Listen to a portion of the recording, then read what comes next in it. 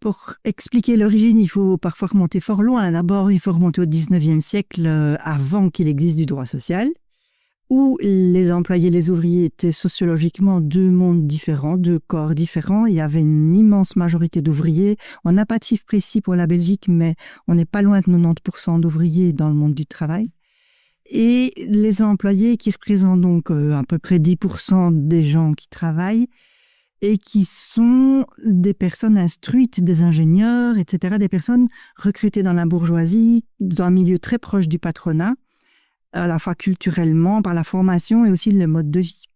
Et donc, quand on a commencé à légiférer au tout début pour les personnes les plus vulnérables, c'était les ouvriers. On a une première loi en 1900 sur le contrat de travail d'ouvrier. Enfin, on ne dit pas ça dans le titre, mais c'est comme ça que c'est le contrat de travail, mais ça désigne uniquement les ouvriers. Ils ont une certaine protection, mais assez supplétive. Il n'y a pas de loi sur le contrat d'emploi, qui s'appellera comme ça plus tard.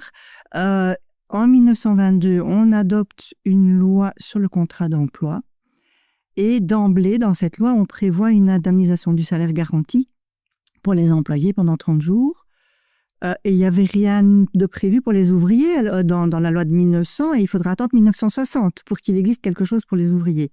Donc ça, c'est spécifique au thème de l'article, mais de manière générale, la différence entre les employés et les ouvriers, elle date donc vraiment du 19e siècle, et c'est une distinction sociologique qui est très enracinée dans notre société.